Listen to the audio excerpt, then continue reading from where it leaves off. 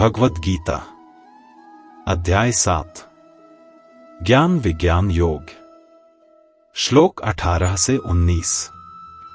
उदारः सर्व एवैते ज्ञानीत्वात्मैव मे मतम् आस्थितः सहि युक्तात्मा मामेवानुत्तमा गतिम् बहुना जन्मनामन्ते ज्ञानवान्मा प्रपद्यते वासुदेवः सर्वमिति स महात्मा सुदुर्लभः।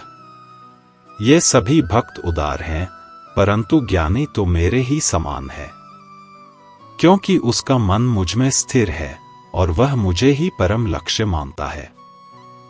बहुत से जन्मों के बाद जब मनुष्य सच्चा ज्ञानी बनता है तो वह मेरी शरण में आता है और कहता है वासुदेव ही सब कुछ है।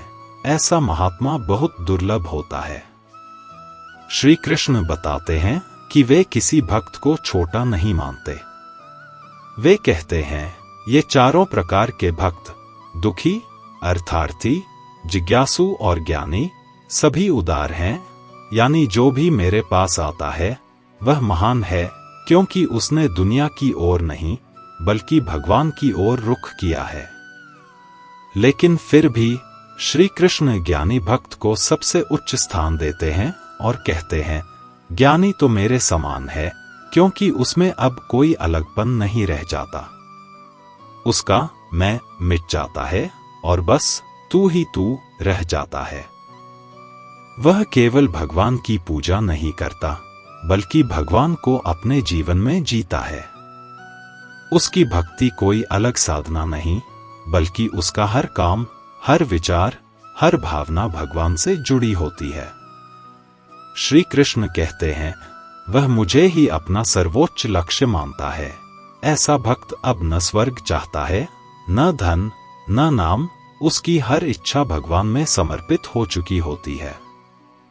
जैसे एक नदी बहते बहते सागर में मिलकर अपनी पहचान खो देती है, वैसे ही ज्ञानी भक्त भी परमात्मा में लीन हो जाता है।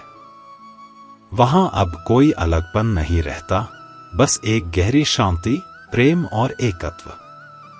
इसके बाद श्री कृष्ण आत्मा की लंबी यात्रा का सार समझाते हैं। वे कहते हैं बहुना जन्मनाम अन्ते, यानी यह समझ एक ही जन्म में नहीं आती। मनुष्य कई जन्मों तक खोजता रहता है, कभी धन में, कभी रिश्तों में, कभी ज्ञान में, लेकिन उसे सच्चा संतोष नहीं मिलता, क्योंकि उसकी तलाश हमेशा बाहर होती है। पर जब वह जीवन के सुख दुख, सफलता असफलता सबका अनुभव कर लेता है, तब एक दिन उसके भीतर एक नई समझ जन्म लेती है। वासुदेवः सर्वमिति, सब कुछ वासुदेव यानी भगवान ही है। उसे एहसास होता है कि जिसे मैं बाहर ढूंढता रहा वह तो हमेशा मेरे भीतर था। हर सुंदरता, हर ज्ञान, हर आनंद, सब उसी का रूप थे।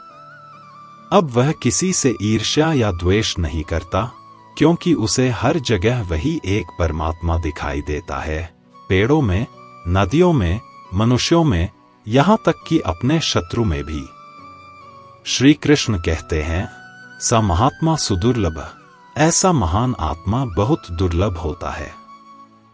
बहुत कम लोग उस अवस्था तक पहुंचते हैं जहां वे सचमुच अनुभव करते हैं कि सब कुछ एक ही है।